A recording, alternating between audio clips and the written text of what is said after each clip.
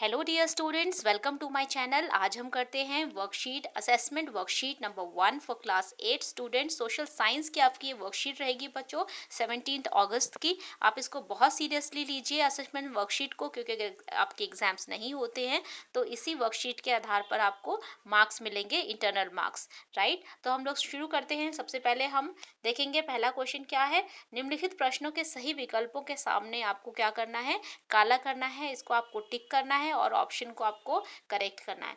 Okay, सो पहला question है, British east India company ने पूर्व से व्यापार का एकाधिकार चार्टर किससे प्राप्त किया था। ठीक है, तो किससे प्राप्त किया था? औरंगजेब से नहीं किया था, मुगल सम्राट से नहीं किया था, ये किया था महारानी एलिजाबेथ फर्स्ट से। ठीक है, तो इसका आंसर हो जाएगा सी। सेकंड क्वेश्चन है, ब्रिटिश ईस्ट इंडिया कंपनी ने बंगाल में अपनी पहली फैक्ट्री कब स्थापित की थी। ठीक है, अपनी पहली फैक्ट्री उन्होंने 1651 ईस्वी को लगाई थी, स्थापित की थी, तो इसका आंसर हो जाएगा बी। थर्ड क्वेश्चन है, पलासी का युद्ध किसके बीच लड़ा गया। ठीक है, तो हम लोग ये जो वर्कशीट है एक्चुअली हम लोग सारा जो हमने स्टडी किया है ये उसी के ऊपर बेस है, तो आपको आसानी से आपको समझ आ जाएंगे आंसर्स। राइट, तो पलासी का जो युद्ध था वो किसके बीच लड़ा गया था? रॉबर्ट क्लाइव और सिराजुद्दौला के बीच में लड़ा गया था। नंबर फोर्थ क्वेश्चन है, किस युद्ध के पश्चात ब्रिटिश ईस्ट इंडिया कंपनी को बंगाल में दीवानी अधिकार मिल गए थे। किस दीवानी का अधिकार उन्हें कब मिला था? जब उन्होंने बक्सर का युद्ध लड़ा था, उसके बाद उन्हें दीवानी का अधिकार मिल गया था। ओके, नंबर फिफ्थ क्वेश्चन है आपका, मराठों का सैनिक और प्रशासनिक प्रमुख क्या कहलाता है। मराठों का प्रशासनिक और सैनिक जो प्रमुख होता है उसे पेशवा कहते हैं। ओके, नंबर सिक्स क्वेश्चन है, हड़प की नीति किसने तैयार की थी। तो हड़प की नीति बच्चों किसने तैयार की थी? हमने पिछले वर्कशीट में सेम चीज पढ़ी थी, लॉर्ड डलहौजी ने प्राप्त तैयार की थी। ठीक है, उसमें क्या किया था उन्होंने, जो राजा थे उनके अगर कोई सन नहीं होता है, कोई अगर उनका वो नहीं होता है, उत्तराधिकारी नहीं होता है, तो क्या करते, निसंतान अगर वो होते हैं तो वो लोग उसको अपने अंडर ले लेते थे, उस राज्य को हड़प लेते थे। ठीक है, राइट, तो ये थी हड़प की नीति। ओके, अब करते हैं प्रश्न संख्या 7 से लेके 10 में दो वक्तव्य दिए हुए हैं, दो कथन दिए हुए हैं, ए और are.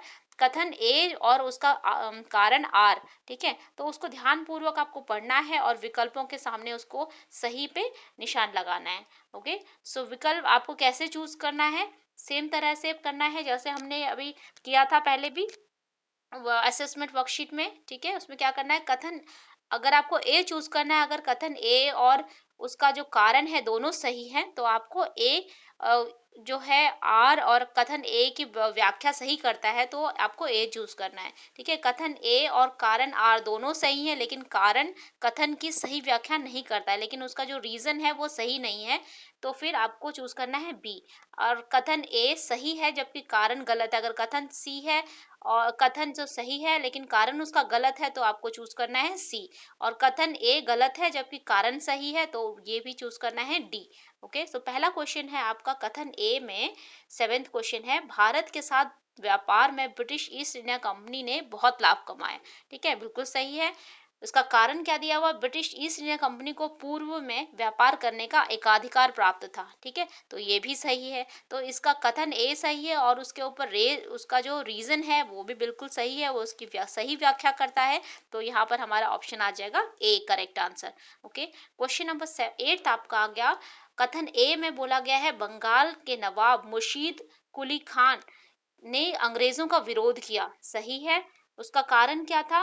British east India company ने कोलकाता कोलकाता की फैक्ट्री को की किलोबंदी शुरू कर दी थी। ठीक है, तो ये भी बिल्कुल सही है।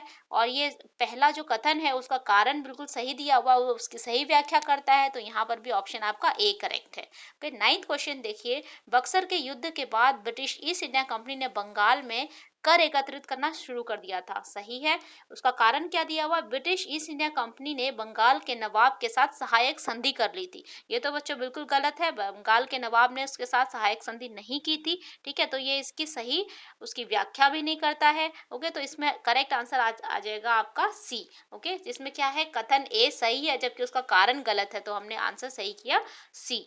ओके, क्वेश्चन नंबर 10 है आपका।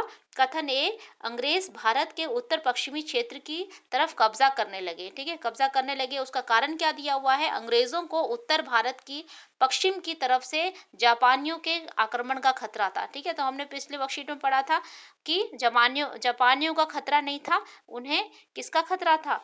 उसे दूसरी उनका खतरा था। ओके, सो इसका ऑप्शन क्या है आपका?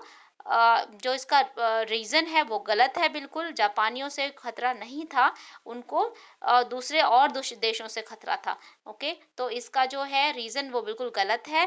ठीक है, तो इसमें भी ऑप्शन क्या आ जाएगा? हमारा सी आ जाएगा इसका आंसर। आई होप आपको वर्कशीट क्लियर हो गई होगी। If you have any doubts do let me know in the comment section. और आप लाइक कीजिए, शेयर कीजिए और से ज़्यादा से ज़्यादा सब्सक्राइब कीजिए। ओके, अगर आपको वीडियो सच में अच्छी लगी हो तो बच्चों प्लीज़ अपने बच्चों को, अपने फ्रेंड्स के साथ शेयर कीजिए। Thank you very much for sharing my video and liking my video. Thank you very much.